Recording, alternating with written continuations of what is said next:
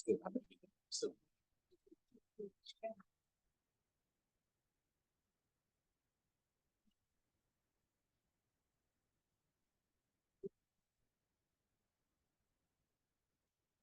Hello.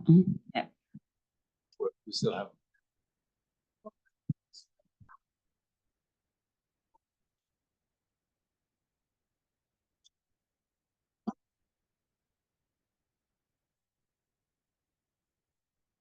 So I'll pass this over. You switch slide to that.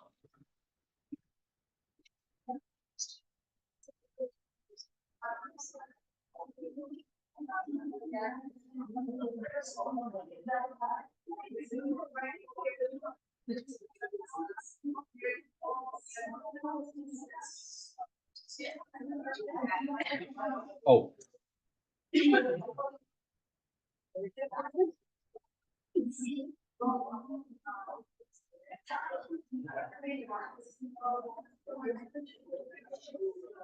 Hello.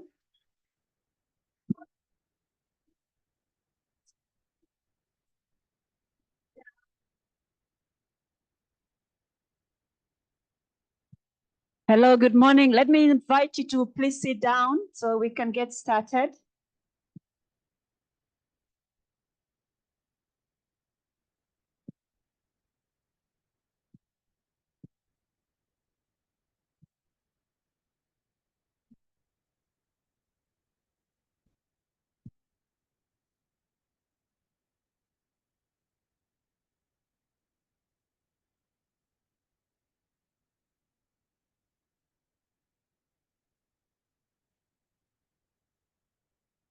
So good morning, nice to see everybody.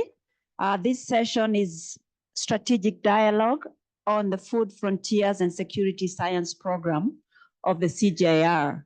So we are gonna spend the next maybe 2 hours trying to unpack what this science program of the CGIAR is about, what challenges we are trying to address, or what solutions we are bringing on board. And we'll also have a session with our panelists to try to unpack the kind of partnership or the kind of partnering that we need to have to be able to have a lot of impact in whatever we are trying to achieve. So that is in summary, the next 2 hours, how they're gonna look like. Sounds very brief, but it's long. We have an agenda. I am your moderator. My name is Joyce Maru. I am the Deputy Director for this program, Food Frontiers and Security Program, but also I work for one of the CGIAR centers, that's the International Potato Center. I'm the Regional Director for Africa. I'm based in Nairobi. So I'll be moderating for you. So as a way of starting, I'm going to invite Dr. Ishmahan El-Wafi, who is the Executive Managing Director of the CGIAR, to give us some framing remarks. Welcome, Ishmahan.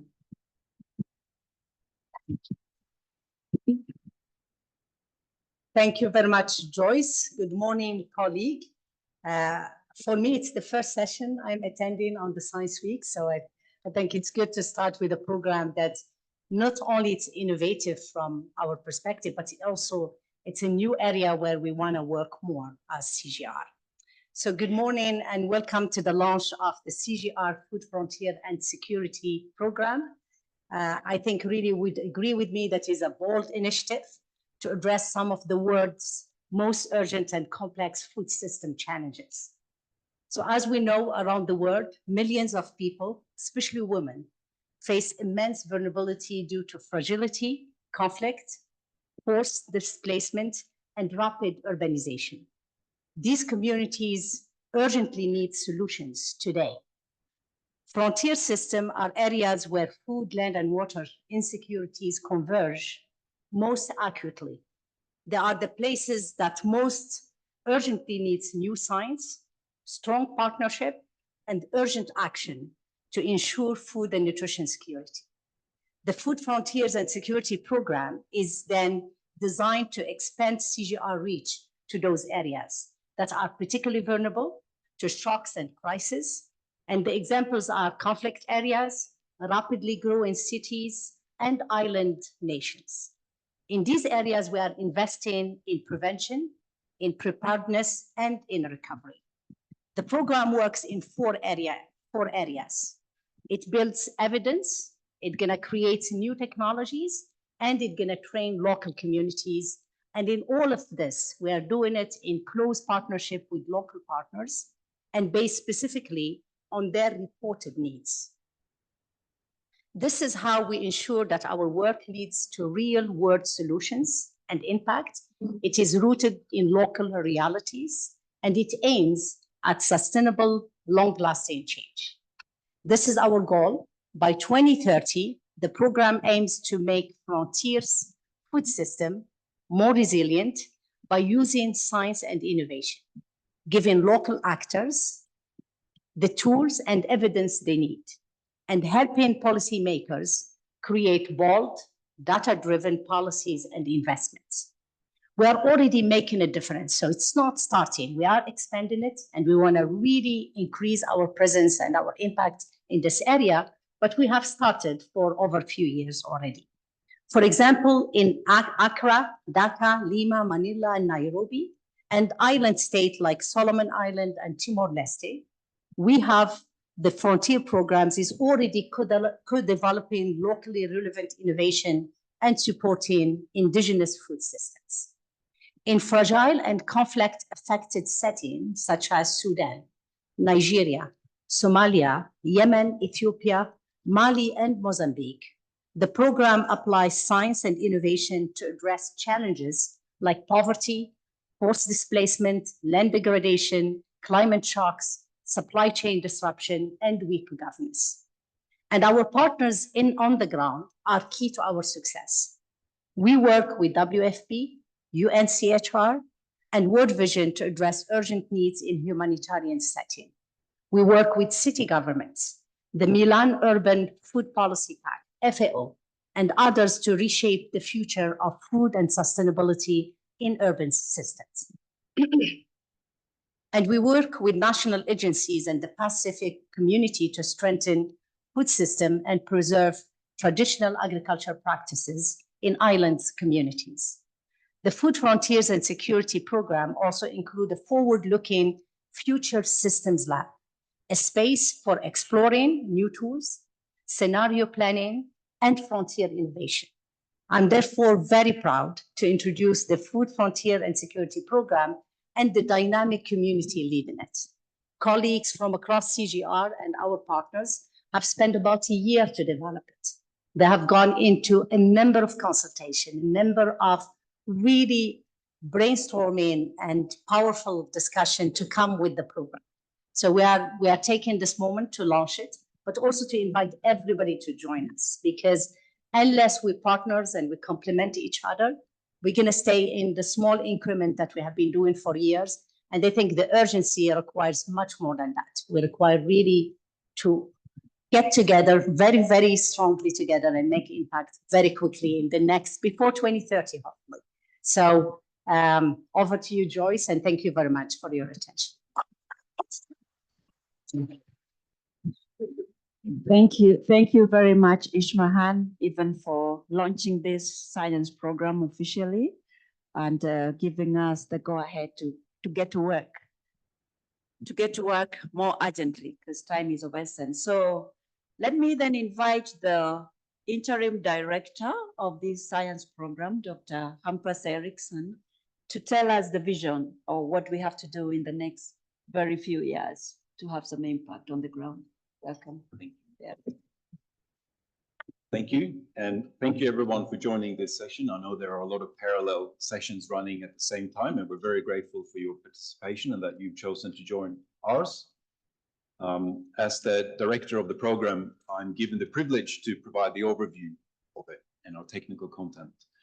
And I will do that from a slight metaphorical perspective to start with, to give us a bit of an overview of what this program is about. And the word frontiers is particularly central to us, to our program, and how we categorize the way we work, how we frame it. And I've chosen this picture to try to symbolize frontiers. This is from the lagoon in West Arar in Malaita province in Solomon Islands, one of the most remote parts of our planet. And here, the intersection between sea and land is apparent. And so is the intersection between the natural and the constructed, the built, the human and nature. And it is in these spaces of frontiers where people, ideas, and places converge to create breakthrough innovation solutions and new knowledge. And so the meaning of frontiers being that we're at the boundary of what's known and what is unexplored is a profound entry point into our program. And it convenes a set of work packages that focuses on technically slightly different things in different geographies, but are united by this one frame of frontiers. For the CGIAR portfolio, it was identified early on that such a space was necessary to engage credibly and thoughtfully into planetary food system change. Now, there are a lot of institutions and think tanks that engage at the global level with planetary food system change. To be most meaningful, we identified early on that such a space needs to be grounded in frontier spaces and frontier thinking, so that we advance the way we think about food systems at a planetary level, but grounded in specific systems that are representative of where we are today in 2025 in the world. So our program includes what we call a Future Foods Lab. And we will discuss and share some of the more technical aspects of that lab in a minute. So what are frontier food systems? They are systems that are representative of the major trends on our planet at the moment. Food, land, and water systems are increasingly shaped by growing conflict, rapid urbanization, food trade, and climate change as examples. We have identified 3 frontier food systems that are representative of these processes: fragile and conflict-affected food systems, urban and peri-urban food systems, and island food systems. So again, let me show you an image.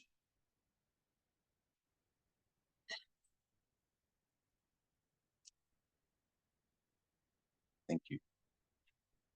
This is Mali in the Maldives, a satellite image, and it's a metaphor for where we are as humanity on the planet in the Anthropocene, the era of human domination over biological processes.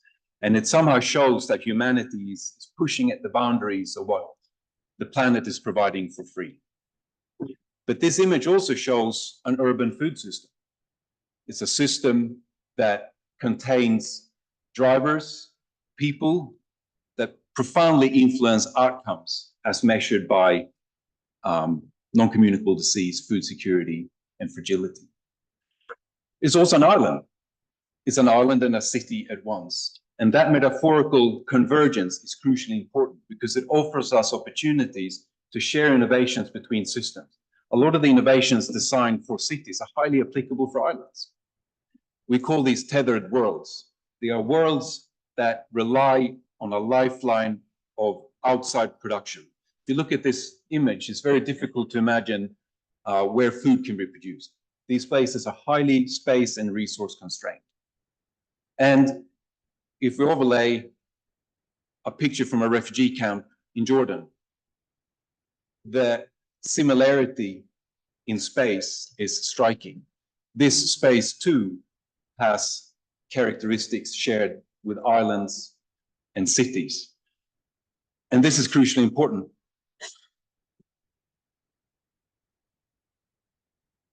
I don't think the computer likes my pictures. Let's see. Here we go. By 2050, 50% of the world's extreme poor will live in fragile and conflict-affected systems. And 2/3 of the world's population will live in cities. It's impossible to engage in the global food system transition or transformation agenda without considering urbanization as a major driving of planetary food system change. In our program, that's included. There are 57 small island developing states that are home to 65 million people that are some of the world's most at-risk societies, highly vulnerable and fragile societies due to their exposure to climatic hazards, environmental hazards, and small communities and societies with low capability to manage that risk.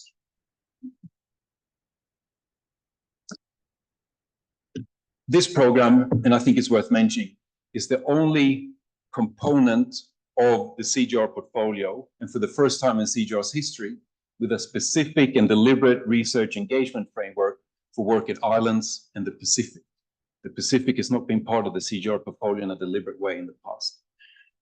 Therefore, representing partially a frontier for the CGIAR, but also a frontier as a food system to learn from and integrate in our global agenda. We will work in and are working in frontier food systems across the world, as indicated on this map. We have staff members, partnerships, ongoing activities, implementing as we speak. So let me leave you with this picture of our team. This is the management team of our program. Most of us are in the room. While you're here, please seek us out, have conversations with us, look for opportunities to collaborate. This is meant to be a dialogue. So even though we're sitting in quite a formal setting and it becomes a bit transactional, please take time and come up to us and have conversations and see where our interests converge. And with that, I'll hand it back to Joyce for continued leading us through the agenda. Thank you so much, Hampers. That's excellent overview of this program and what we are trying to do. But before we go into more details, into each and every component of this program, maybe we can get to know the audience a little bit. I won't ask you whether you understood frontiers yet, but I'll just ask you to please just stand up a little.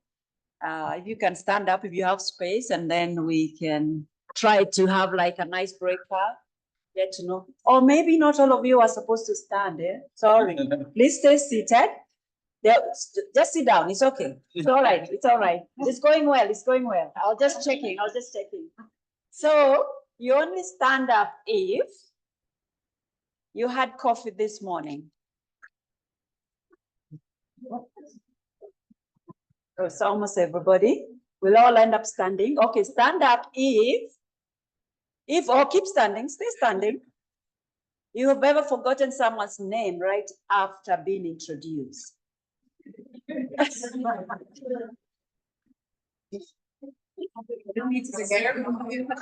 You ever forgot somebody's name right after being introduced? Nobody. Okay, a few, yeah. Well done.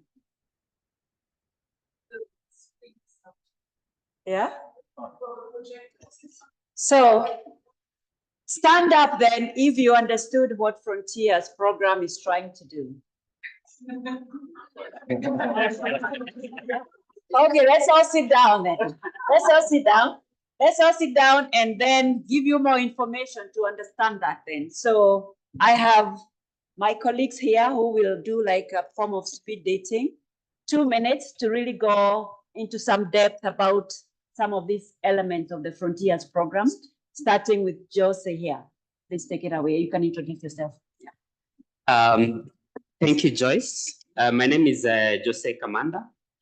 I'm the leader for the first area of work in the Food Frontiers and Security program. This is referred to as the Future Food Systems Lab. I also work with the International Water Management Institute, but we are the CGIAR, right? Not one CGIAR, but CGIAR. So I work with the CGIAR. Hampus mentioned some of the common features of the systems that we are, dealing with. Mahane also mentioned some of the common vulnerabilities there that we experience in these systems. So that ball of fire represents some of those constraints. There's constraints related to resources, physical resources, land, water, space for food production. If you think about refugee camps, you think about urban settings, these are common features of those systems. Nutritional deficiencies and dietary transitions are happening quite fast. There's reliance on food imports from outside those particular systems, mainly because production is constrained within those settings. There's an aspect of isolation. If you think about refugee camps, you think about islands, even in context where you have refugee settlements, it's still within some kind of demarcated, designated area. There is a likelihood of supply chain disruptions, which also affect the availability of food in these food systems. There's also challenges related to climate risks and environmental degradation, as well as social inequalities in all these food systems. And one major issue also at the higher level is the governance and market systems, which are often, dysfunctional in many of these urban settings. So across these three systems, we are looking at, some very common challenges that bind us together. So area of work one is really the convening space for research in these three food systems, learning space, a space for innovation. And we are working through the kind of adaptive scaling approach where the niche function is really about co-designing with the local innovators different modalities for addressing some of these challenges that I presented earlier. So it includes technologies, tools, processes, and so on that try to address the challenges. Then the reach function is about reaching, impact. Yeah. So commercialization, working with governments, working with development partners to be able to reach more people. Acceleration is about crowding in investments to ensure that the niche and reach functions take place. And the transformation aspect is creating an enabling environment, systemic change, to enable these goals that we are looking at to happen. So area of work one, the Future Food System Lab has three main areas of focus. One is really evidence synthesis and adaptive learning. So learning from these three food systems, what is it that we can draw from? Also to advise other science programs on how they can implement programs in these settings. Also, it's important to envision what the systems will look like in future in these three food systems, working with stakeholders to develop strategies on how they see the food systems look like in the future. Also looking at characterization of these food systems so that it helps inform programming in all the three food systems. Another important aspect is we also recognize that the solutions don't all come from the CGIAR area. There are other innovators out there, but they face challenges in terms of business development, especially the small and medium enterprises, challenges related to investment, access to resources, challenges related to linkages with research organizations. So through the incubation and acceleration work, we intend to close those gaps for this small and medium enterprises that also offer solutions for these three food systems. We have a whole range of partnerships. I'm not going to go through the whole list. And some of these, we've worked with them from the initiative space, but also new ones. Incubator programs are quite important in this. For example, the WFP Innovation Accelerator for the acceleration work. Incubation programs across, also in Southern America, working closely also with governments, universities, and the SMEs themselves to advance these solutions. So that's an overview of the Food Systems Lab. If you would like to have more discussions, please reach out to me. Thanks. Thank you, Jose. So we'll move on to the next area of work that's on fragile and conflict-affected systems. And I'll invite Dr. Katrina to speak more to that. Great. Thank you to everyone for joining this morning's session and for our opening remarks. I'm Dr. Katrina Kosick. I'm a senior research fellow with IFPRI, currently interim deputy director of the Food Frontiers and Security Science Program. And I am leading our area of work on fragile and conflict-affected food systems. My co-leads are in the audience and they are online. Peter Laderak of ABC, Sandra Ruckstol of EMI. So we're really excited to engage you today. Next slide, please. So we have a very core, key, central objective that is guiding everything we do. And this is the goal of strengthening resilience and supporting long-term development in fragile and conflict-affected systems.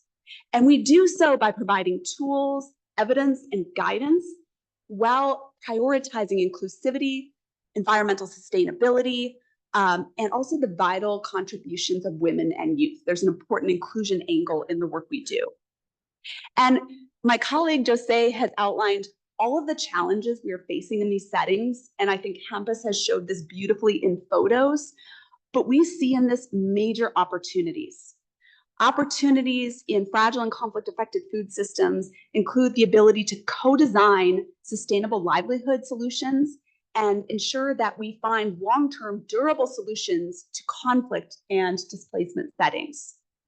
They include novel means of anticipating and preventing climate and disaster risks through acting early, anticipatory action, improved responses to polycrises, and we know we often have these compounding crises where one crisis piled on top of another, but we bring integrated food systems planning to those crises.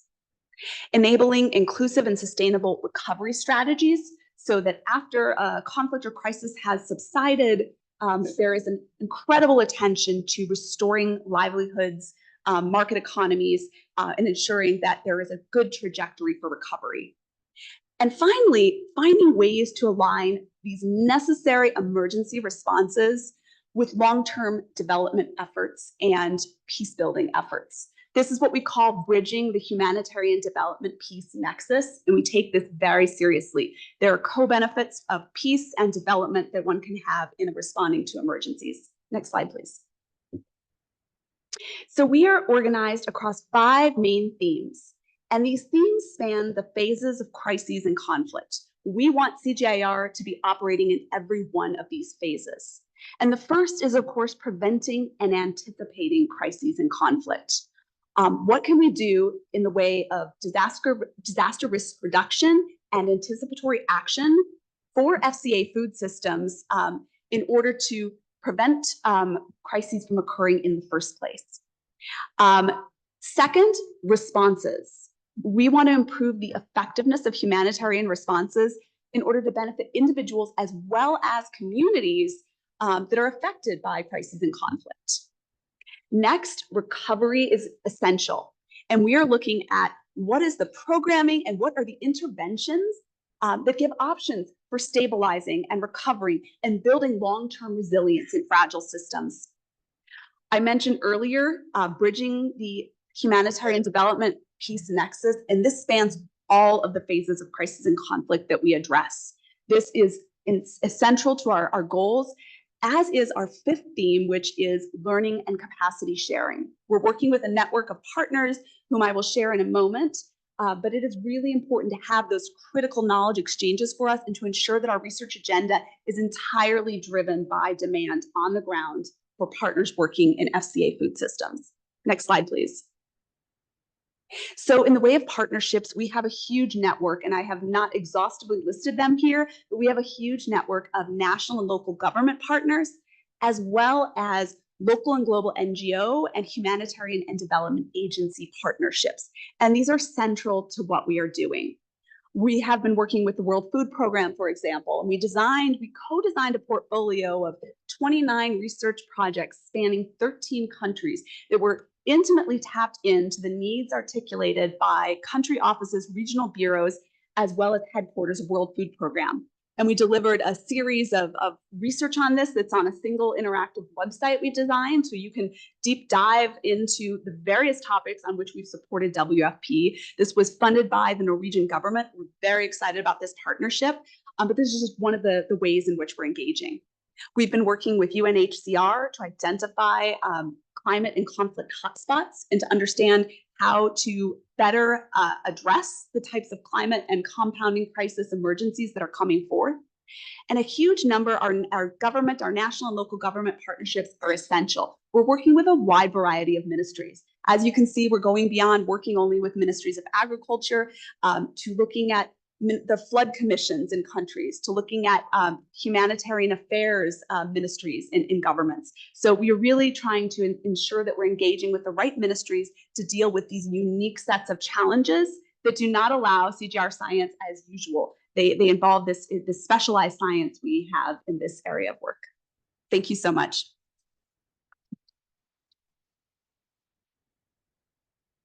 Thanks a lot, Katrina. I'm sure you're noting down your questions and comments. We'll come to that. some point when we finish. So I'll invite our next speaker, Dr. Mukani Moyo, to talk about the urban food systems component of this program. Thank you very much, Joyce, and thank you all for coming to this session. My name is Mukani Moyo. I'm head of urban food systems at the International Potato Center based here in Nairobi, Kenya, under the Food Frontiers and Security Science Program. I lead the Urban Food Systems Area of Work 3. So in terms of what our Urban Food Systems Area of Work is about, we also have an overall objective to improve the livelihoods and promote healthier diets through resilient, productive, and sustainable urban food systems.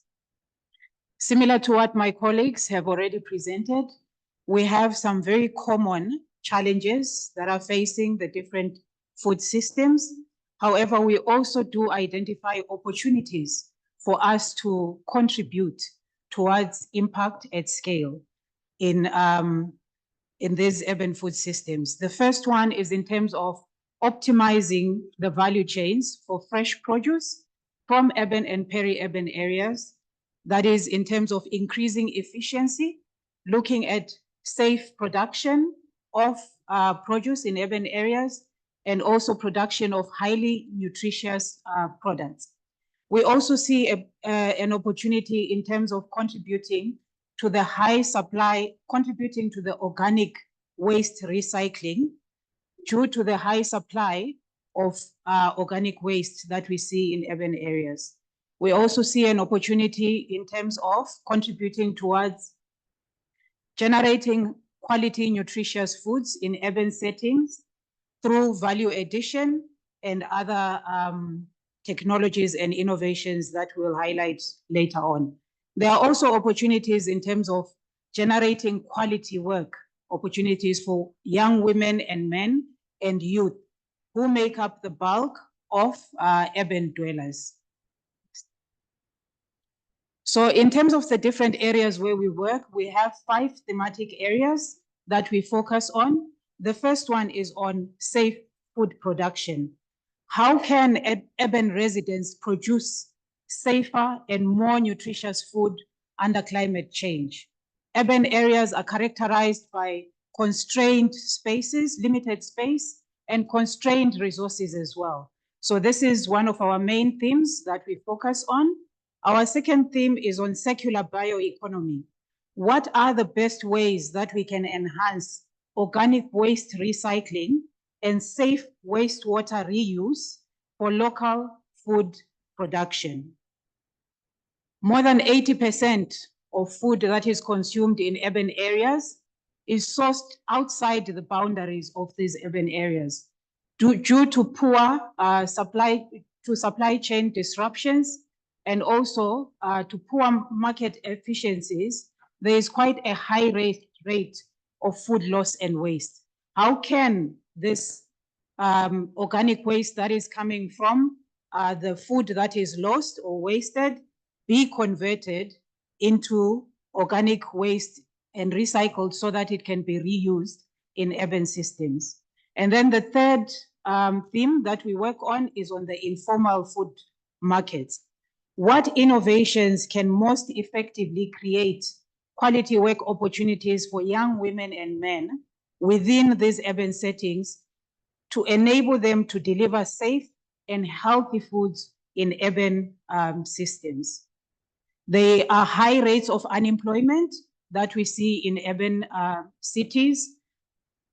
Tapping into these informal markets, which are booming markets in urban areas, in terms of creating employment opportunities for our youth, for young women, for young men, is an opportunity, and it's an area of focus that we are currently working on.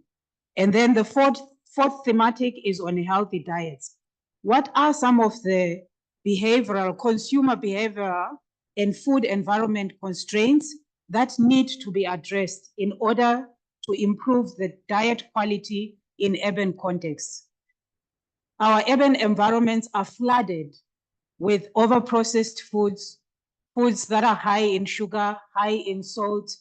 How do we work on the consumer behavior, the consumer behavior area, and also on some of the food environment constraints to ensure that our consumers can make informed choices and decisions to actually select the highly nutritious products so that we can improve the dietary outcomes of our urban residents. And then the fifth area that we're working on is on urban food systems governance.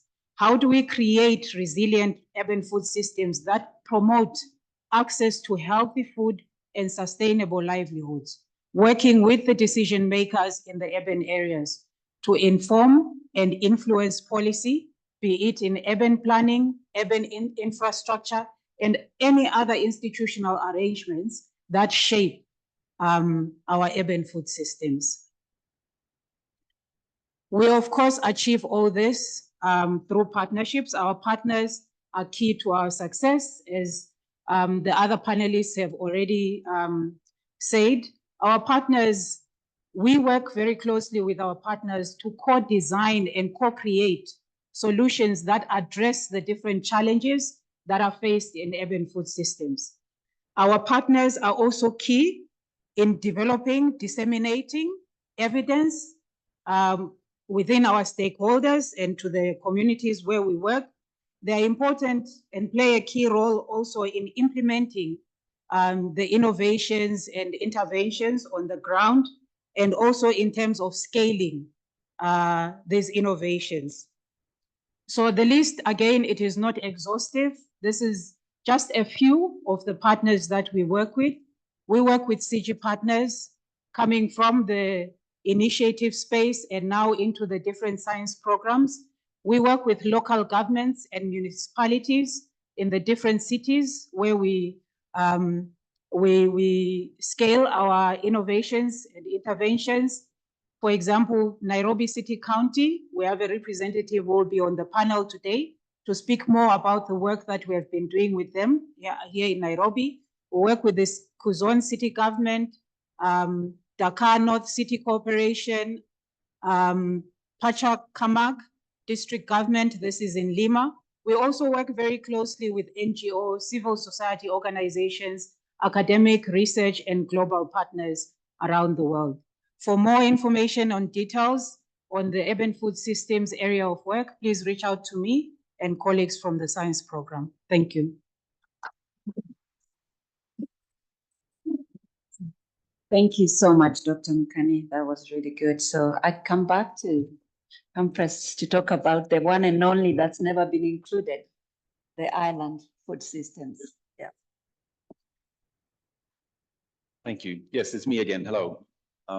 Apart from holding the director role at the moment, I'm also the person overseeing the implementation of work at the islands. So it's important to note that a lot of the issues that have been raised in the city's presentation, the presentation around fragile and conflict affected areas, and the Future Food Lab, is that these systems have unifying characteristics in relation to the prevalence of non-communicable disease, the infiltration or penetration of ultra-processed unhealthy foods.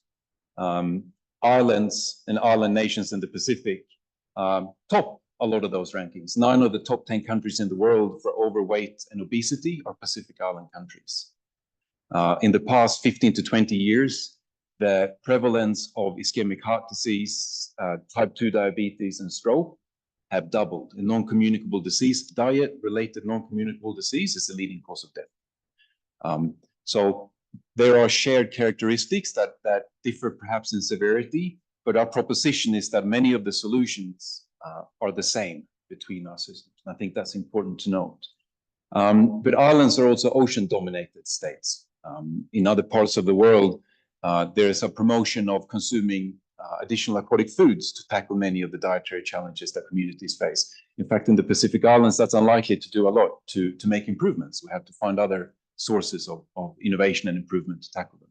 So I set this up to state my objective with the island food systems work, which is to strengthen the resilience of island food systems for healthy diets and a sustainable blue economy, understanding that blue economies underpin GDPs across Pacific Islands and often in the Caribbean and also at islands in the Western Indian Ocean. And we see a huge opportunity in scalable solutions between islands. I mentioned earlier that there are 57 small island developing states in the world. In addition to that, there are hundreds of islands that are densely populated that belong to coastal states. They're not individual states on their own, but there is certainly an opportunity for transferability of innovation and technological solutions between them.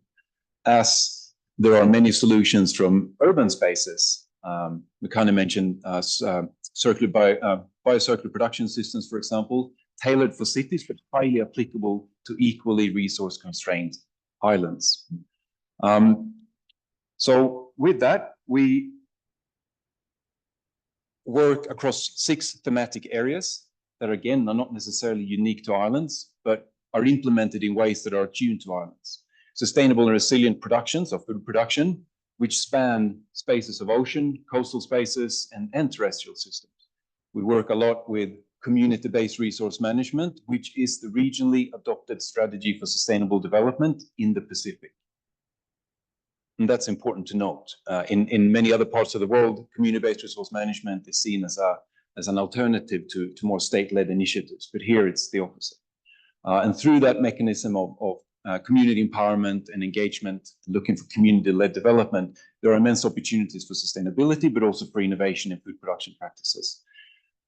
We work increasingly trying to introduce salt and drought-tolerant varieties of sweet potato into these island food systems, developed for other environments, but highly applicable also to the islands. The dominant source of animal-based foods are aquatic foods in the Pacific, but they are also, due to challenging circumstances to produce, distribute, and acquire those foods, highly prone to foodborne disease. And so food safety is a major challenge that we're taking on through research and the creation of national program for food safety. We work with healthy diets and nutrition. In some parts of the Pacific, we engage in school meal programs. In Timor-Leste, we work with partners. Over the past 18 months, 35,000 school children have been fed with a Japanese-style fish powder, dried fish powder, into school meal programs, supplementing their diets. In Solomon Islands in the Western Province, we manage a facility called the Nusa Tupi Innovation Hub, which is a practical training and demonstration facility where we build capabilities of national agencies, technical training on fish aggregating devices, integrated aquaponic systems, community-based resource management, safe food handling, and so on. We diagnose island food system resilience, and a major component in that is understanding international food trade. We work with the Pacific community to manage a major database on international food trade into the Pacific. And finally, a slightly covered up happy picture on research integration, which I think is important to note that across the program, we have a deliberate emphasis to strengthen, not substitute national programs. And that as a philosophy is founded on principles of legitimacy as a precursor to effectiveness. And finally, our partnerships in the Pacific are long running, built over 40 years. We operate in 7 countries. Across national agencies, across not just Ministry of Fisheries, Ministry of Agriculture, also Ministries of Health, Infrastructure and Planning. We have roughly 60 staff members across these countries, and we're operating this research program as part of the bigger constellation of our areas of work. Thank you. Thank you. I'll come back to you a bit, Empress, because people listening might wonder, how are we converging as all the 3 food system? How is it going to work within a program to be more coherent? Just a bit of comment around that, please.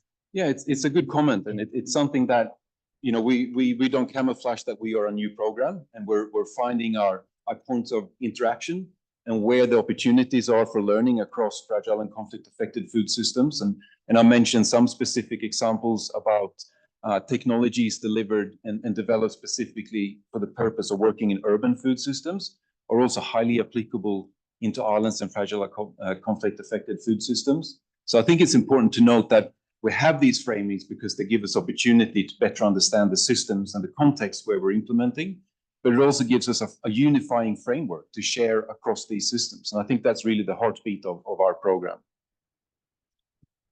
Thank you so much, sir. I just preempted. And so now we can go to the audience and take some comments. I hope at this point people understand what it means, Frontiers Food Systems. Feel free to ask a question or make a comment. We've got some time. Just press your mic. Yes, please. Good morning, and thank you very much. It's good to be back to the CGIAR after so many years. I am very excited about this new program because it identifies you call them frontiers because that you want to attack them. I assume so. My comment is that you have the conflict areas, then you have the urban, peri-urban, and you have the island. I would assume urban, peri-urban, and island are also conflict areas. How do you manage the analysis when you work on them? Thank you very much. Yeah, we can take around maybe, the 4 hands, and then we can answer. So we start from the back, then this one, and 2 here. Thank you very much. I would like to congratulate 1CG for coming up with this very important program. My name is Fantal Mengistu from Sasako Africa Association. My question goes to urban and peri-urban program team. Currently, we say agriculture to be resource efficient because we don't have any extra land to expand. The same way, I think from the introduction, I heard that 68% of the world population will be inhabiting in urban areas in the next 50 years. So with this program, are we planning to address keeping the trend and the forecast as it is, or you want to arrest sprawling cities, expanding to agricultural lands by enhancing productivity and efficiency within the cities, as well as in the interface between rural and urban areas? This is one question. The second question is goes to conflict affected areas. And again, I see this time many development organizations are changing or shifting to humanitarian component. And that's true because unless people first survive, you cannot think of development, livelihood.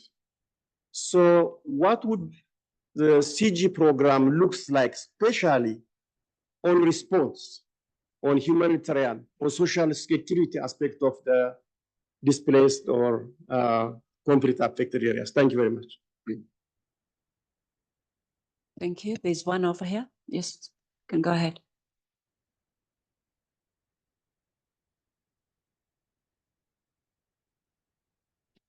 Okay, so greetings everyone. My name is Kelvin Miner. I'm a student at Stratham University, currently studying computer science. And my question stands on food safety and the frontiers that you've illustrated here. Given that there are this many varieties of food frontiers, you find that it's crucial to make sure that the food supply for these given frontiers is consistent and is available at all times. But during my own research, while I went to my up country, I realized that there is a seed act currently being enforced in Kenya that prevents sharing and commercial use of indigenous seeds. When you look at that it limits biodiversity in that it promotes monoculture across the plantations.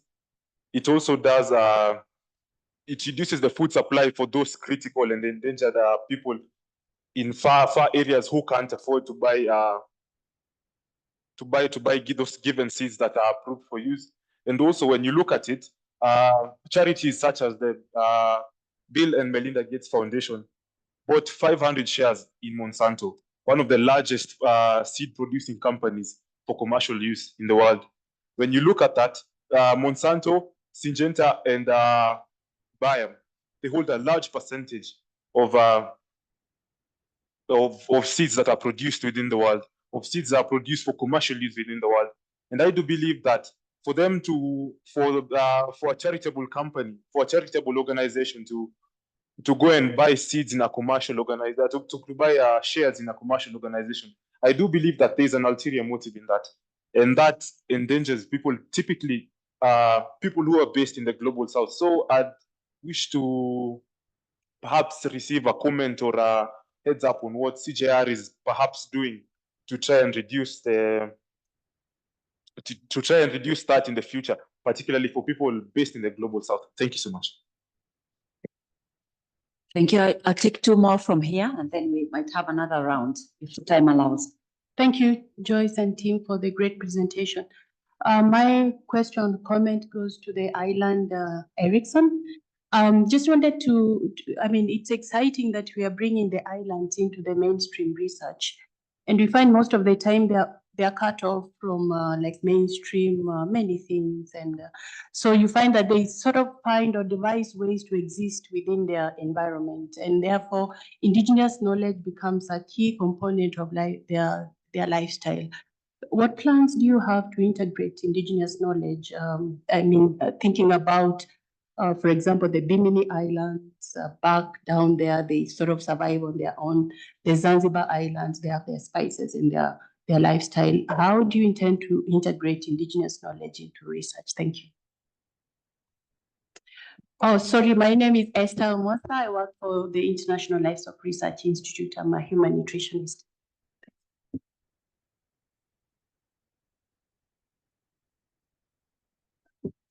Thanks so much. Dave Shearer, Australian Centre for International Agricultural Research.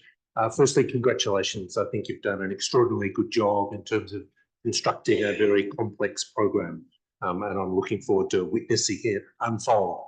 The question partly follows this piece around integration, and we're here for the week in terms of the discovery of the broader CGIAR science program.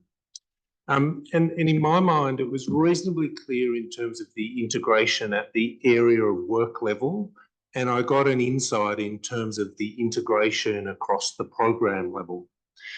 But when I think about some of the issues that you're tackling, and particularly what you're bringing forward, which is primarily around evidence, tools, and guidance, I wonder your vision about drawing on the broader science program to contribute to those areas, not siloed within the program.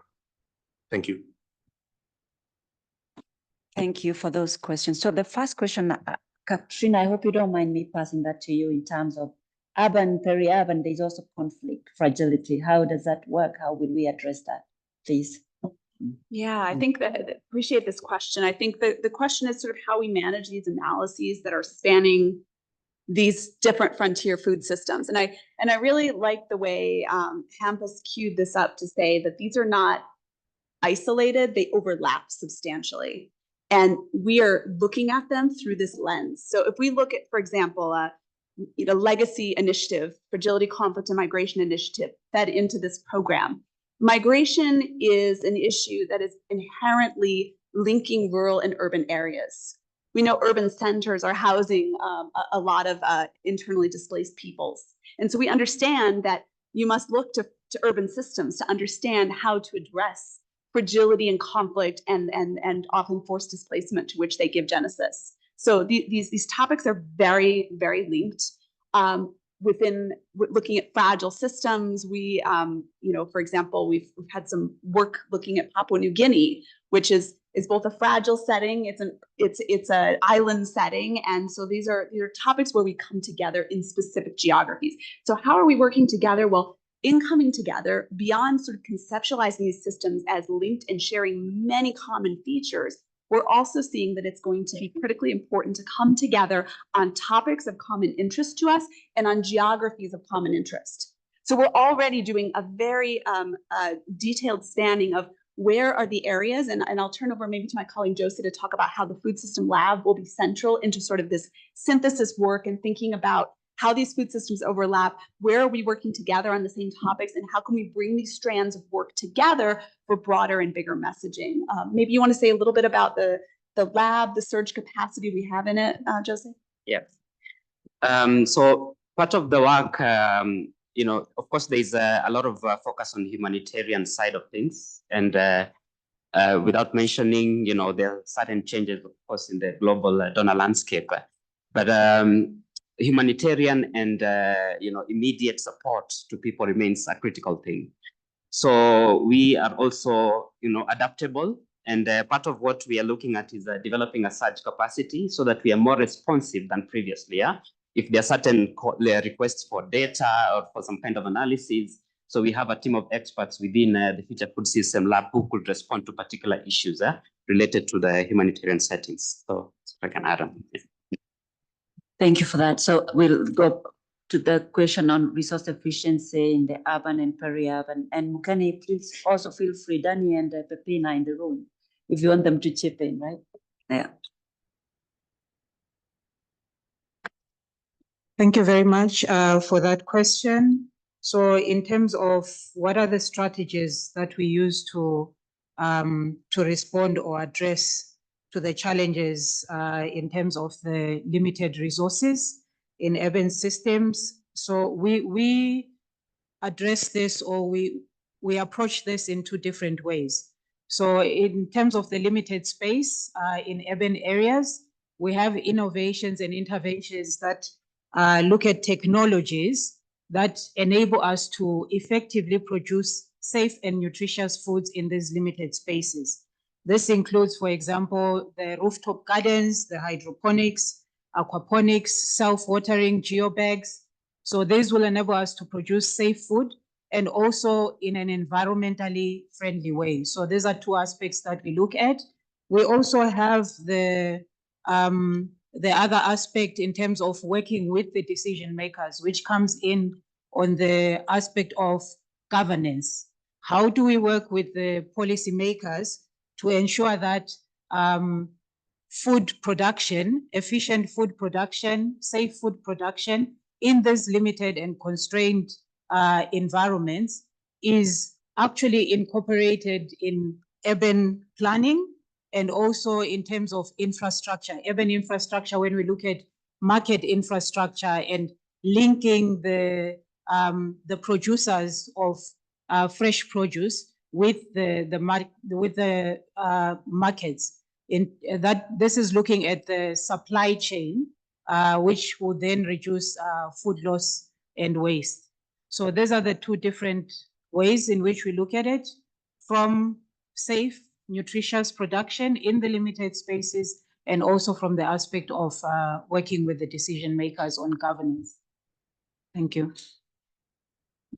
Thank you. I think the next question was for you, Katrina, on the response aspect of dealing with fragility and conflict. Yeah. How are we contributing to that? Yeah, so this is critical to us.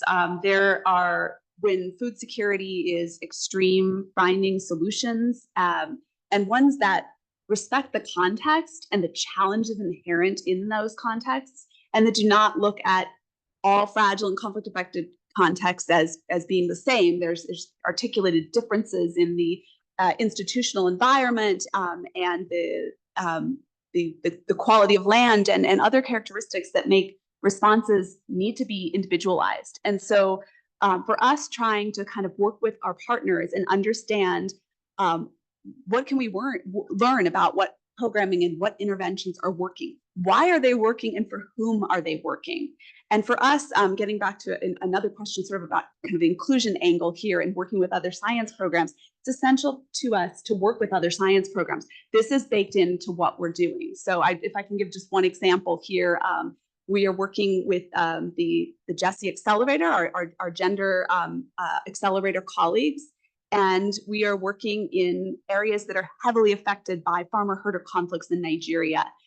These are settings in which fragility is high, conflict is ubiquitous, and trying to understand how can we empower women in this setting to engage with their local leaders, to articulate their demands, and to be in public spaces where decisions are being made. And so we're working with causal impact evaluations, serious MELIA studies there to understand how training women, how training their husbands can give them more voice in their communities, get support within their households and in their communities to speak out and get their needs actually met.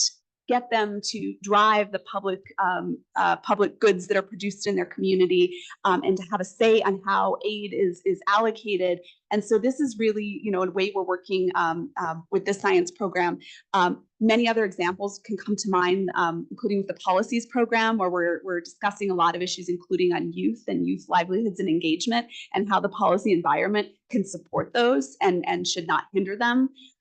In terms of respond capacity, I think I just want to uplift quickly that our humanitarian partners are critical in this, in raising to us what are the knowledge gaps, what are the demands, and that's where our work is going. We're ensuring that we are responding to those demands. Often it's small issues of a particular program and what design features of that program could be improved to increase efficacy. But it also can be broader issues of sort of coming in and designing programs or packages of programming and understanding how that can be rolled out in targeted and effective ways. So we're definitely keeping tapped in on what are the demands, because that drives everything in response. Thank you so much. Danny, I hope you have a mic, because I wanted to put you on the spot a bit on the question on the indigenous seeds and biodiversity, even as we look to respond to demand for food in the cities and urban areas. You can make a comment on that, please. Yeah, I'm not sure where that was coming from, or whether you're referring to the Nagoya Protocol in terms of indigenous seed or indigenous biodiversity not being permitted outside without paying a sum or something. I wasn't quite sure there, but the World Vegetable Center, for example, holds the germplasm for African leafy vegetables, and that's held in Arusha for use by, Pepin can probably comment on that also, but for use by whoever can access it through the World Vegetable Center.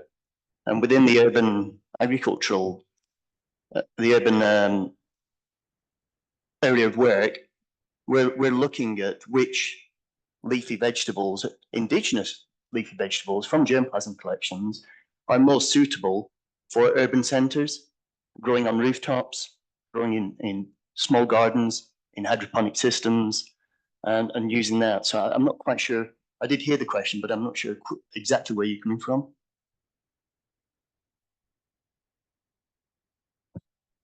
So what I meant was there was a seed act that was enacted in Kenya back in 2012 that prevents the commercial use and sharing of indigenous seeds. Let's say, for instance, if I'm in my farm, then I get maybe like 10 seeds of corn. I can't share them with my friends. I can't use them to make myself money. I have to buy these pre-approved seeds from companies such as Syngenta, Monsanto. And you see now for that, what that does, it reduces the economic ability of people in those marginalized areas, as they can't afford to, most of them can't afford to buy those pre-approved seeds because they are prohibitively expensive. So if you could probably give me an insight on that, Adams. Thank you. I'm not 100% sure. I think where this transcribes from is actually, it's not necessarily indigenous seed, but actually producing indigenous seed is far more difficult than commercial seed. But there is something in the Act that you have to be a certified seed producer providing healthy, disease-free seed in order to be able to sell it. Producing indigenous leafy vegetables, for example, is quite difficult in order to bulk up. And they're often not available through commercial companies because it's not cost effective to actually produce indigenous varieties that don't bulk up very well or commercially profitable. So that may be it. It's not actually the indigenous genetics, it's actually the certification of seed for sale to the public, I believe, but I'm not 100%. That's okay. I'll also encourage you to follow up with colleagues here, Jose or Pepino over there. They'll be able to follow up and give you more clarification on that, just in the interest of time. But I hope we attempted to answer, right? Okay, so over to you on the questions on the island food systems and indigenous knowledge. It's such a good question. And I was kicking myself for not bringing it up in my presentation to say that a lot of the islands around the world obviously have, pretty much all of them, have colonial legacies and were set up set up historically as plantation economies and for other purposes. And that historical legacy is profoundly influencing contemporary food system practices and outcomes as well. And it's identifiable in food production habits. Still, a lot of cash crops are being produced at islands rather than food crops. And so if you talk about food sovereignty as a dimension of island food system security, I guess, you end up in a very complicated conversation with the commercialization and the ambition to grow national economies through export crops versus food sovereignty and food security. Your remark around indigenous knowledge is very attuned, and I think it's highly appropriate, and perhaps at the islands more appropriate than many other parts of the world, I'd say. And I think for the Pacific, it's important to recognize also that those are islands which have majority indigenous people. So they're not, often when we talk about indigenous people, we speak of places like the United States and where indigenous peoples are in minority. But we do a lot of work with officers in Solomon Islands, and all of our staff members are Solomon Islanders, the government Solomon Islanders. So it offers us a slightly different entry point into building on the capacities of indigenous knowledge by and for indigenous peoples. But I think you're saying it really well. And I think over the past 3 years, we have worked with traditional agricultural social networks to build a platform for indigenous knowledge, not from the perspective of necessarily growing more nutritious foods and healthy foods, but from the perspective of advocacy and trying to counter food system transitions away from unhealthy imported foods and trying to revitalize that sort of spirit of domestic food. So thank you for that question. It's very good. Thank you. The last comment on how we are integrating more broadly to the CGIAR portfolio, I think from the colleague from CGIAR. That too is a very good question. And I think we sort of get stuck in utilizing our time to present our own program. But obviously we are a portfolio, and it's clear recognition across the CGIAR that our portfolio requires all components to be fully successful. So one program is not more important than the other. They have complementary roles to play to achieve the common goal. And so in practical terms, we work with the program of multifunctional landscapes with sharing of tools and analytical techniques. Islands are multifunctional landscapes, as are urban spaces and fragile and conflict affected settings. We work with the policy program, climate action. Of course, climate is a major driver of change across all of these food systems. And we have beyond vocabulary, planned actions, shared programming, and so on. And maybe I'd also leave the floor open if anyone else would like to make a contribution to that one. No pressure. I prefer that we use the remaining 8 minutes to get 2 more questions, just 2. Oh my goodness, how do I select? These are like 10. All right, so one over here. Yeah? Okay, who can speak first? Let's take a few, even if there are comments. 2 here, 2 here, 2 here. Done. Let's start. You can start here, please. Okay, so I think the conference you are faced of the global, right? But before all you say that, you always say just like some island countries and some poverty countries, but you didn't say any details about the developing country, just like China or something else. So you can give us some details, give us some specific details about how to combat the food security about this kind of country, not just like a poverty country and island country, I think. Okay? Okay, I can make more comment because she's my student. Maybe you cannot fully understand that. It's my teacher. Maybe okay. He will add more information about my talk. Actually, I think that my name is Fan Ximing. I come from South China in the Academy of Agricultural Sciences. I have been in collaboration with the CIMIT more than 40 years. I think CGIAR has made huge contribution in terms of ensure the food security program. But recently, I think China has a very successful story for making the food security, make sure everybody have something to eat. For example, maybe 30 years ago, China still has a problem for food security. Now China still facing some problem. I think in such a high-level conference, we have some voice from China. In this room, I think we are only one from China, from Asia. So we should, in collaboration with each other, we should learn from each other. China also should make some contribution to the world, to the helping some maybe developing countries, because we are facing the same problem. Yeah, China has a very successful experience for ensure the security problem, food security problem. So maybe in the future, we can collaboration in China as well for solve that kind of problem in terms of policy maker, also for technical levels, because China has a lot of experience for ensure the food security problems. Thank you. I hope you understand me well. Thank you for this. I wanted to defer this question to my DG, Dr. Simon Heck, to just try to say, how are we working in China as a CGIAR? Maybe not necessarily this program. Yeah, thank you very much for those contributions. I'm Simon Heck.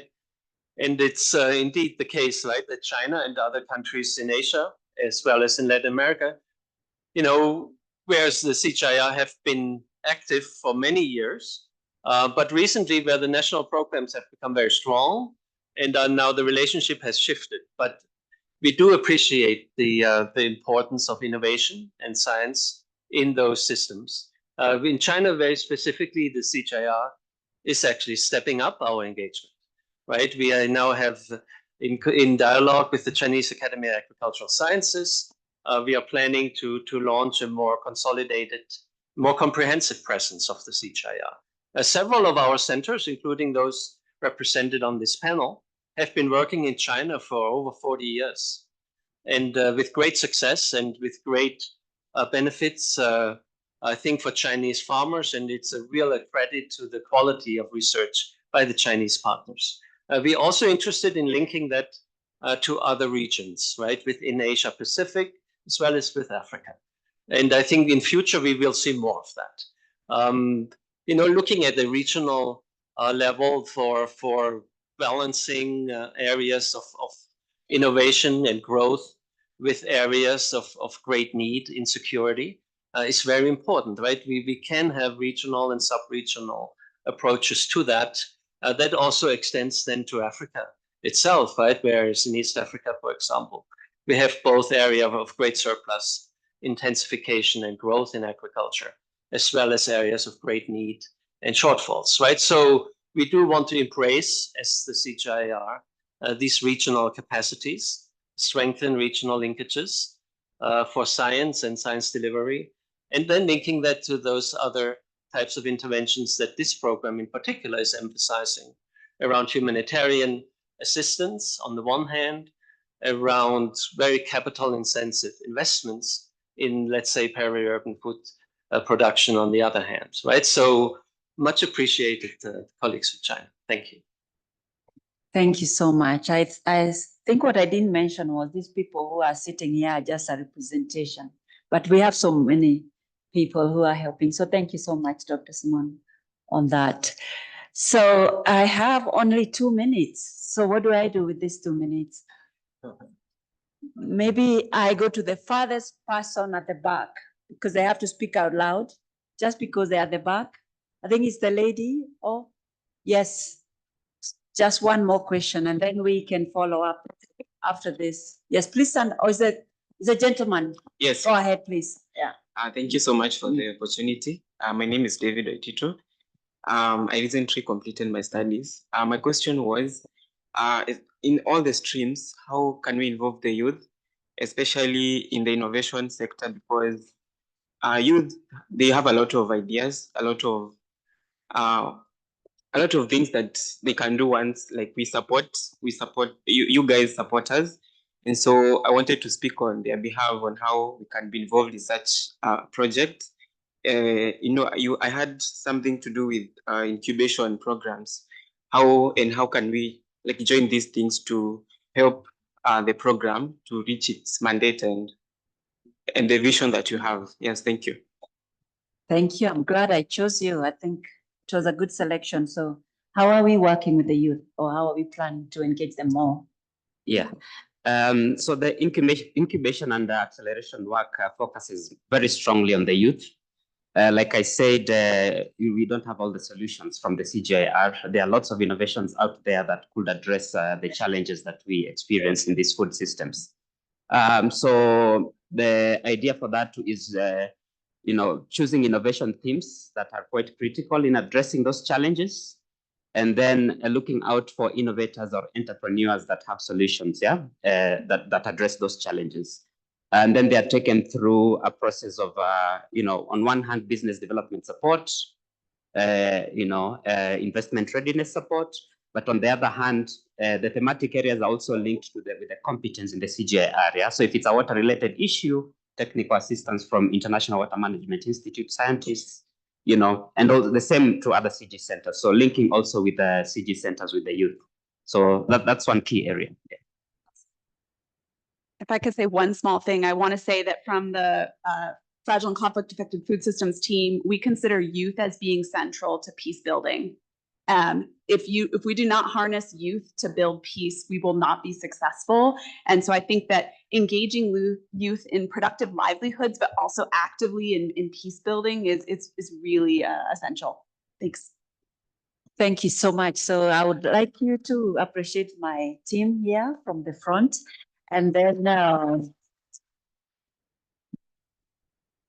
just to mention that if you have any follow-up question, you can see Nora over here. She's our program manager. She will be able to take those questions and we can follow up with answers, maybe via email or reach out to you after this. But now don't go away, because we want to have a panel. We've been talking about ourselves. Now we want the partners to really come at the front and tell us, or just confirm what we have been talking about. So I'll ask my panelists to please come to the front and ask these people to sit down. Thank you so much. Yeah. So the panelists, you know yourselves, please come and take a seat at the front.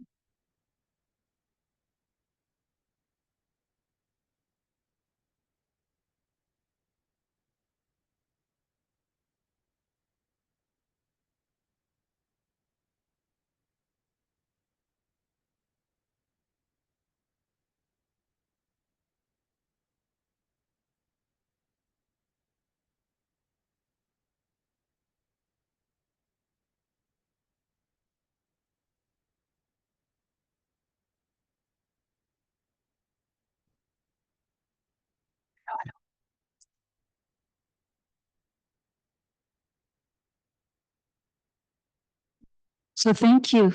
Thank you, my panelists, for honoring our invitation and for wanting to engage. So I will not introduce you, because I love mentioning my name and my title the way I like, right? So I hope it's the same, that before you speak, you can introduce yourself how you like. And then, so I'll start with Mohammed. Introduce yourself, and then you tell us a little bit about your research focus and how you're partnering with the CGIAR, or the kind of strength that the CGIAR will bring on the table, or is already bringing on the table, to have more impact on the ground for the work that you're doing.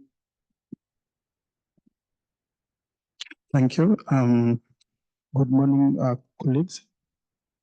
Okay, I'm Mohammed Bahero. I work with the International Center for Humanitarian Affairs, which is the Research and Learning Institute of the Kenya Red Cross. I am an innovation officer, usually supporting digital innovations like artificial intelligence, blockchain-based programs, and also IoT.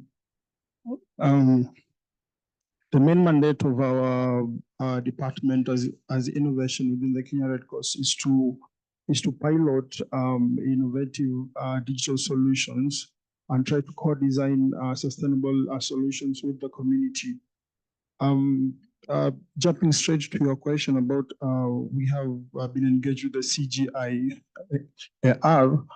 We are working closely with the Econ AI and Inodem's tech provider in a solution to do with conflict focused. And the role that the CGIAR has played in this, it has created a platform where we have interacted with this particular conflict focused tool. And in that particular platform, we were able to see how the solution aligns with the needs of the Kenya Red Cross and the communities that we serve.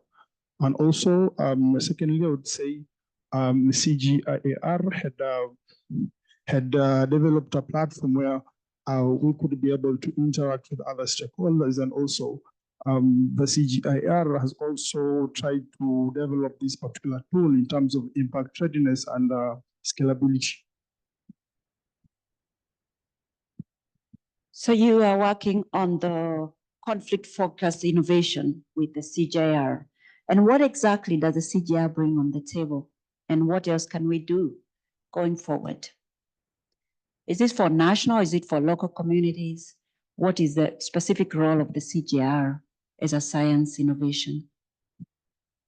So I would say the innovation is both local, and we're anticipating to make it more international through our international through our international committee of the Red Cross and the Red Crescent, which is mandated to implement conflict-focused based solutions and other conflict-related innovative solution in the global scale. Yeah. Thank you so much. I might come back to you. So I will go to my right-hand side, so just so that we can hear from the Nairobi City Council. And you will introduce yourself, but tell us, how are you partnering with the CGIAR?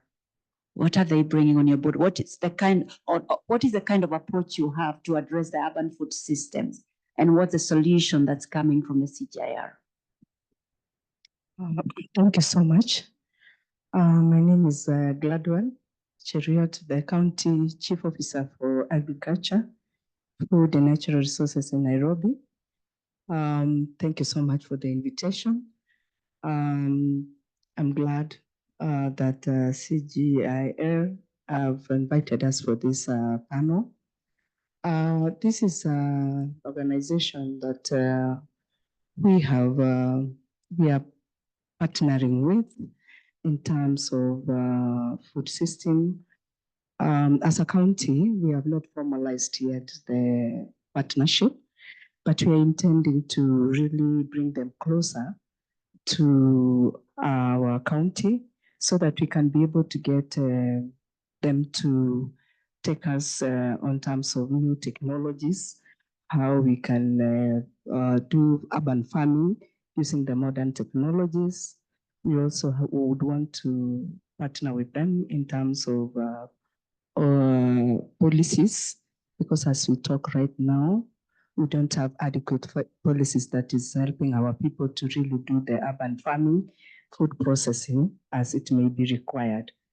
We are also thinking we need to have open market days with them so that they can help us get our consumers get aware of what they need to buy so that we can work on their nutrition. As we speak right now, the population of Nairobi, knowing that the food we have, quite a percentage of it comes from the rural counties, our people have no knowledge on food choice. because of also the seasons which are not conforming with the county, since they are not the producers. So many a times we get our population getting malnutrition, undernutrition, and even sometimes we get some hidden hunger in them. And so when we partner with them, we'll be able to create this awareness. We have also serious issues on food waste management in Nairobi County, where this food that has come as a result of loss, the loss that we get in our foods in the markets is because of we don't have cold chain that is going to keep our foods. Transportation also of this food is wanting.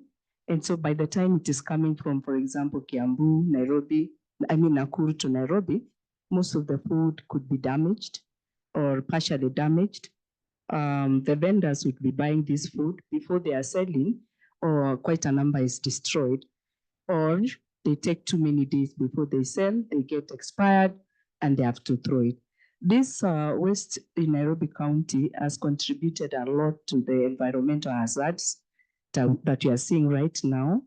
And we can take advantage with CGIAR and recycle this waste so that we can be able to have a circular economy where at the end of it all, we'll make use of the waste other than actually making it an environmental hazard.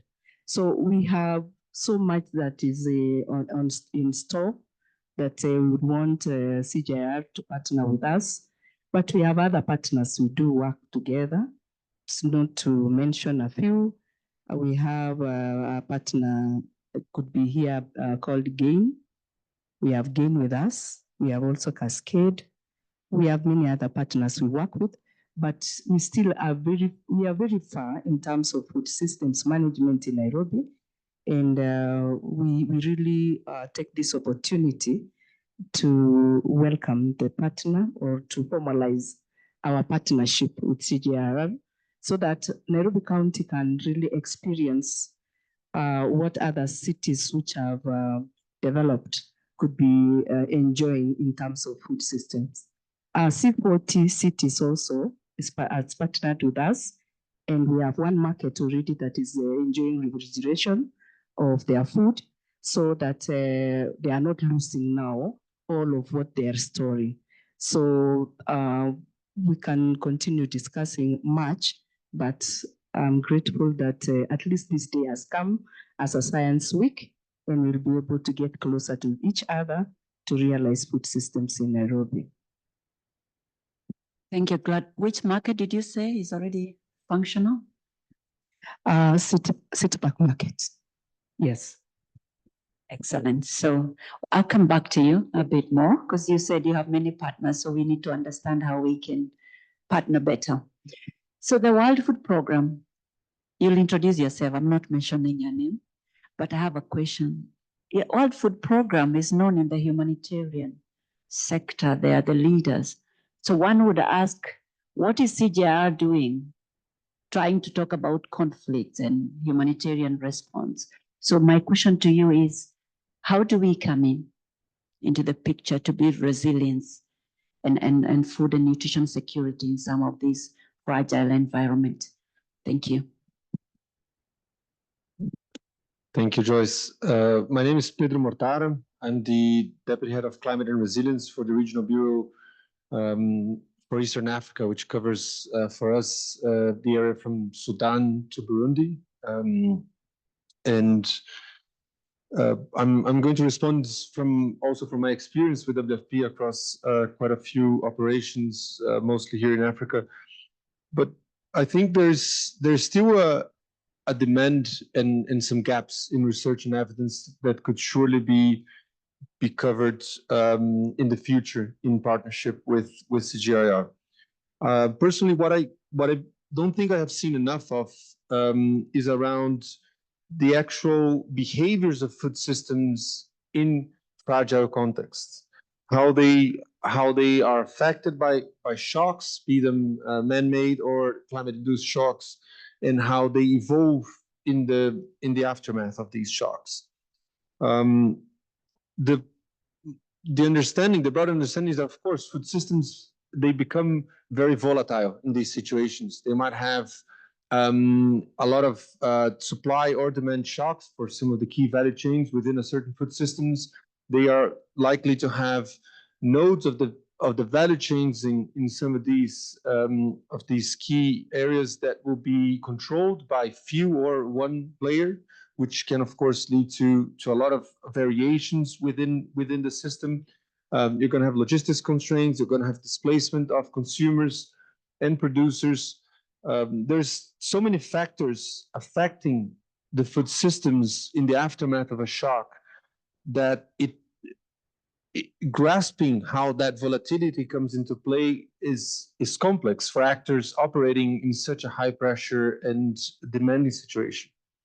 I'd love to better understand how these behaviors take place, but more importantly, how do actors operating this place in this space should adapt their programs in order to create a positive effect on food systems towards affected communities. One example is in the aftermath of a shock, WFP will run analysis along with its partners to define whether to use a food modality, meaning bringing in kind food, or distributing cash that could be used to procure food. This, of course, this choice in itself has an impact on the food systems.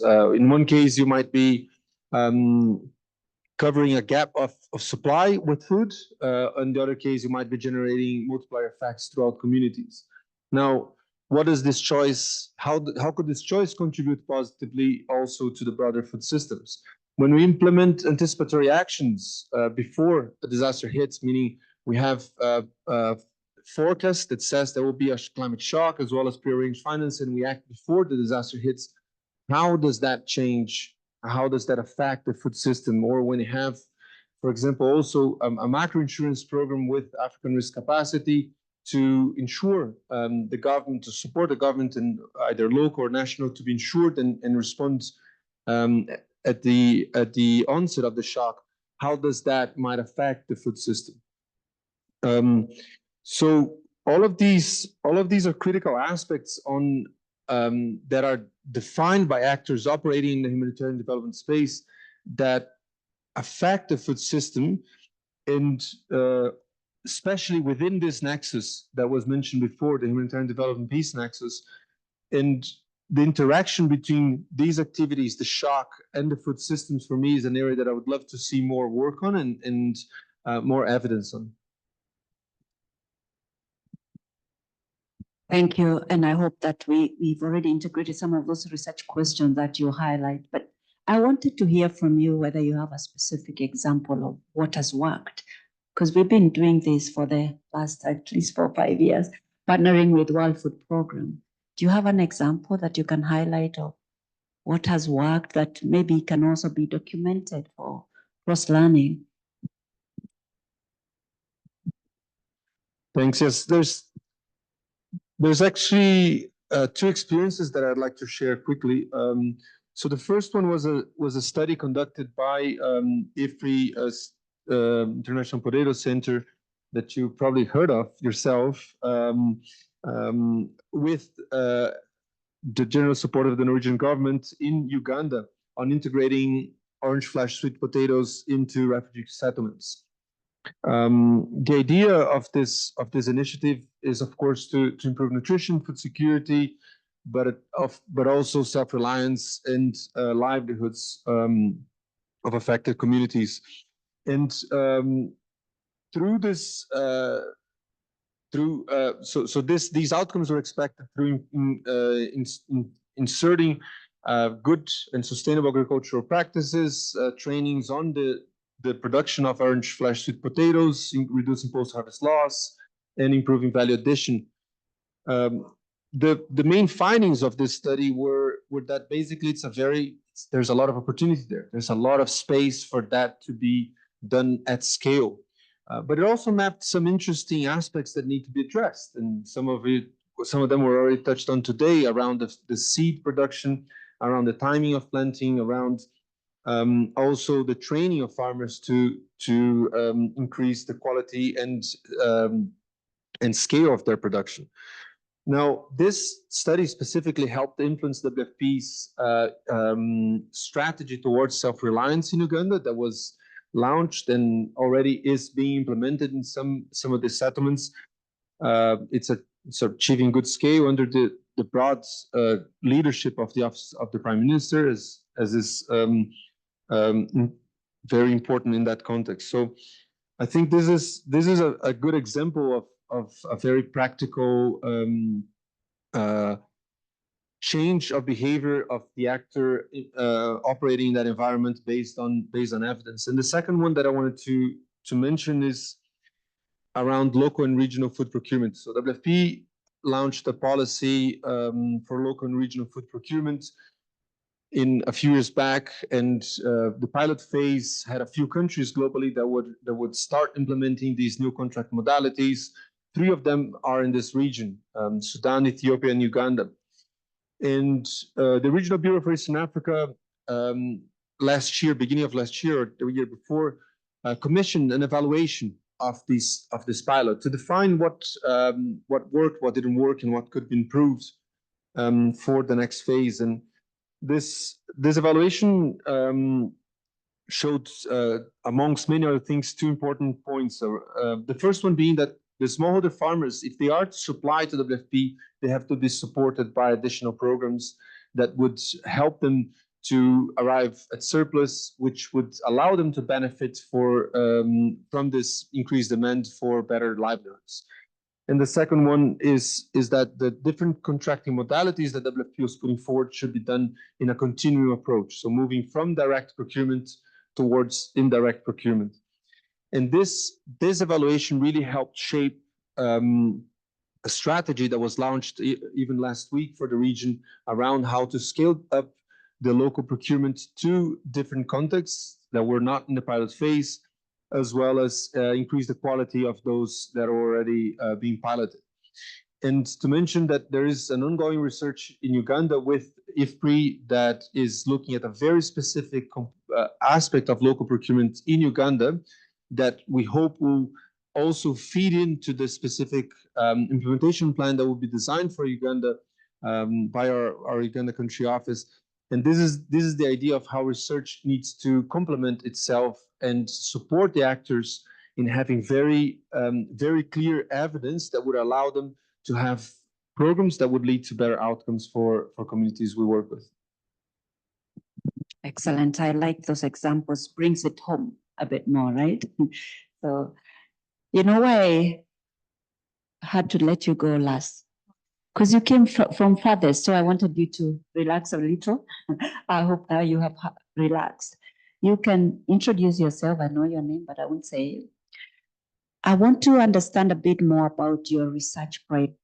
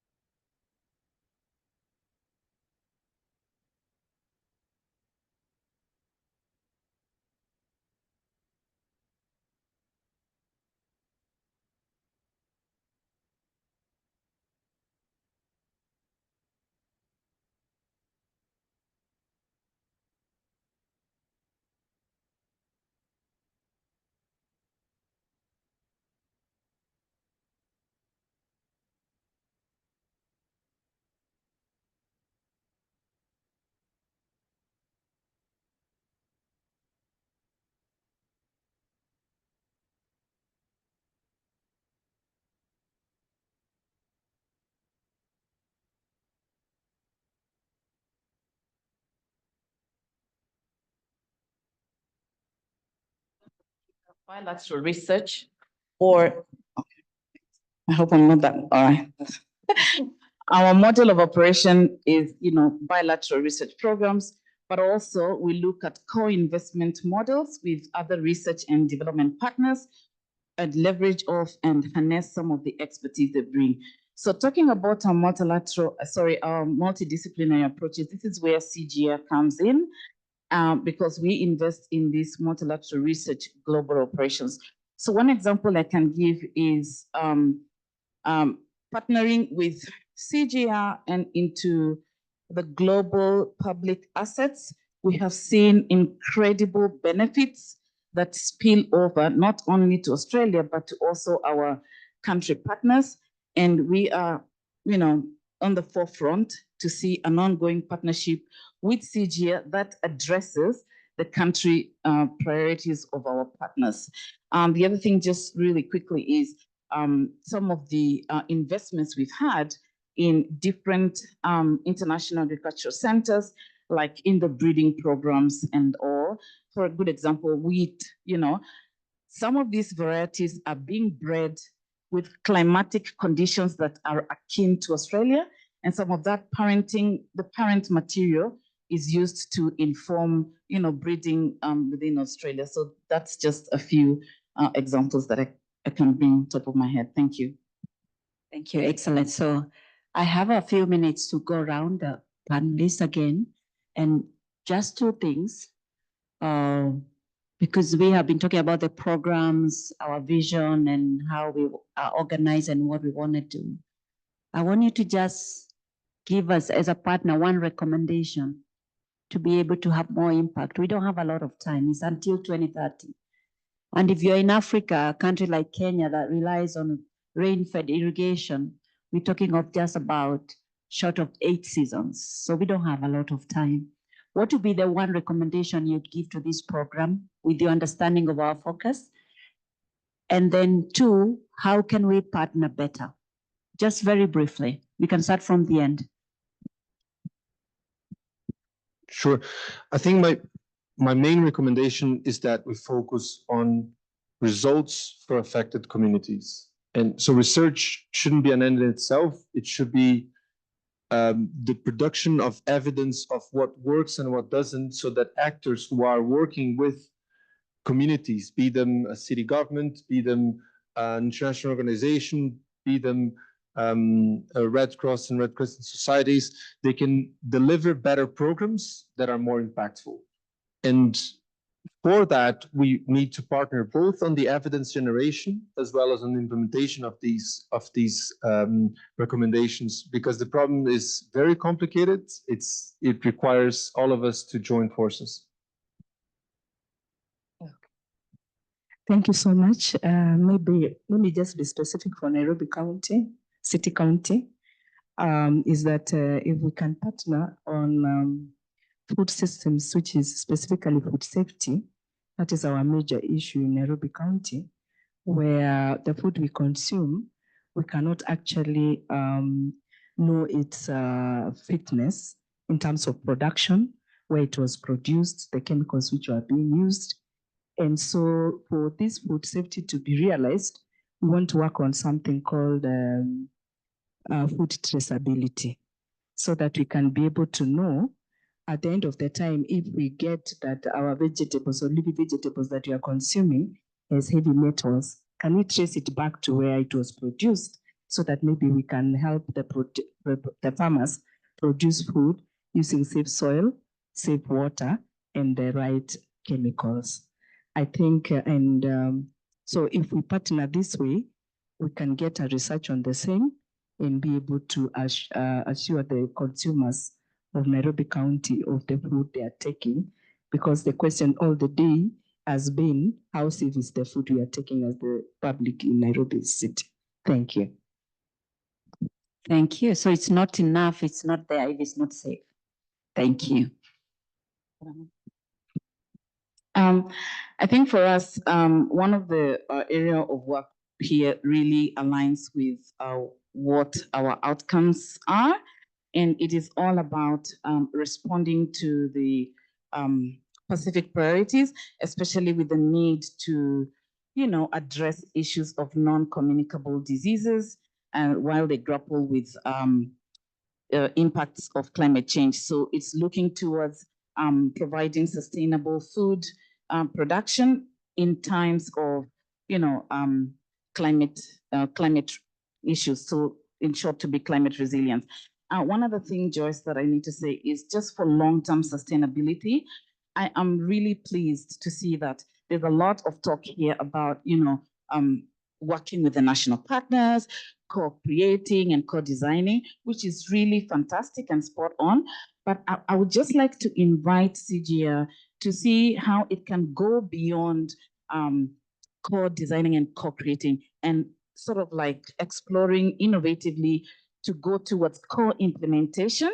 And this is where the National Agriculture Research Partners come in place, because these are the people who are on the ground. They understand the environment and the national agenda, and they are the ones to know what buttons to press, right? So if we are really in the core business of, improving the livelihoods of the smallholder farmers, I think that would be the direction to go, co-implementation, so that there is more adoption, there is ownership for long-term sustainability for impact. Thank you.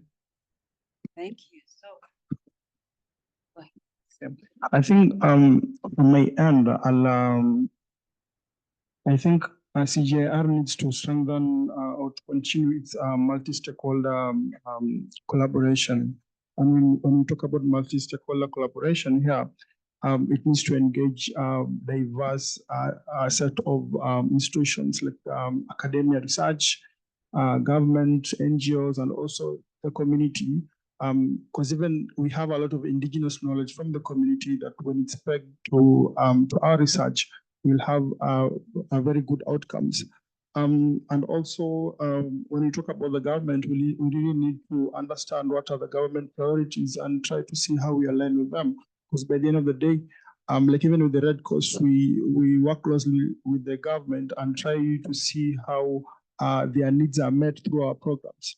And lastly, I would say we need to leverage tech. We have artificial intelligence now. How can we make sure we have a system or even a platform where all these research findings are put there? We train a model, then we are able to get information in a span of seconds, and also try to see how all these systems could have an angle of interoperability. Thank you. Excellent. I really like that challenge, that the partnership should not just be something on paper. We have to really get our hands dirty, because it's easy to say co-designing, co-implementing, but are we doing it? And especially the alignment with government priorities, because what's the demand? Who informed that demand? So thank you for that honest feedback and for taking time to really engage and highlight some of the good work that's already ongoing, but the appreciation that the problems that we are trying to resolve are so complex. And unless we prioritize and we pick those ones that will give us the highest return on investment, we might just be talking until 2030. So we've taken your challenge, but most important, we look forward to working very closely together, because it's a call for everybody to get their hands dirty. So please join me to thank my panelists. That was excellent. I enjoyed that. And at this point, I want to call our chief scientist, Dr. Sandra, to come and give us some closing remarks. Thank you so much, panelists. Yeah.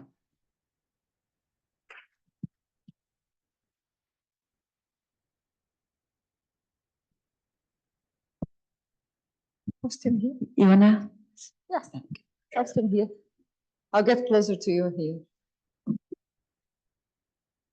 Well, I'm Sandra Milak. I'm the new chief science for CGIAR, and I've been now living in Nairobi in the last 2 weeks. So this is my new home now, and I know many of you are part of this community. So I think it's great. It'll be a great opportunity for us to continue this conversation. But I'm really excited about this week, because this is the week we are launching our new CGIAR science portfolio. And this program that we talked today about food frontiers and security is key to this portfolio. For me, it's the entry point in the portfolio, if you will, in a simple language to actually get to really bring the community and these partners to work with us on these very important problems, global problems. And for me, at the heart of these problems are the communities. Communities that are fragile, that are under conflict, urban communities, and the island communities. And as you know, the panel and our CGIAR members here spoke about very eloquently, there are several commonalities on those communities. And I think, yeah, there was a question today about, well, is this portfolio going to solve all the problems of those communities? Of course not. Behind this program, there are many others who are going to back this program out. But I think what is unique about these programs is how we do it, how we actually do the interventions, how we understand, and I think one of our panel members brought this very clearly, how we actually go about solving these problems. Because these communities, they are unique. They have cultural, a culture of their own. How they, we had a conversation before about the indigenous foods of these communities, very important. We need to bring interventions to these communities without disrupting their culture, their indigenous crops. And we have a program, like we call accelerator gene banks, that are repatriating germplasm crops that have been lost through conflict. It happened this year in Aleppo. So I think we have a powerful program and a portfolio program as to really focus in these communities and bring some real solutions. At the heart is the food insecurity these communities are going. And we can really address this with these interventions that are really meaningful to them, that really bring them to really solve these food security problems. But behind these programs, there are many others. There is the animal food and aquatic foods, about fishery solutions.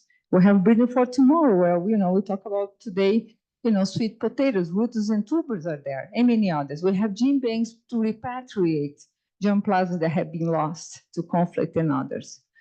So the point here is that we had this week the global science team discussing, and we said, how do we actually do this?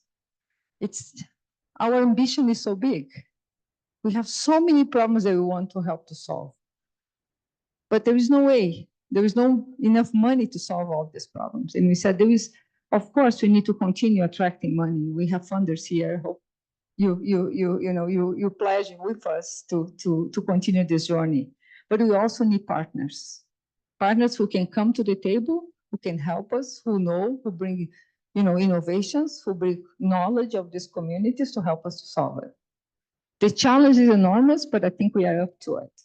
And this week, I hope you have a chance to also look at some other of the programs who are part of the puzzle of how we solve this Foods and Frontiers Insecure program challenge. The components are in many other places. So please look into that as well. Thank you so much for coming today. Thank you for your interest in this section. Thank you to our facilitator, Joyce, for doing such a great job. Thank you to the panelists and to all who participated. But here is the invitation, the call for action. Let's do this together, guys. We need absolutely join forces in addressing these problems. Thank you. Thank you.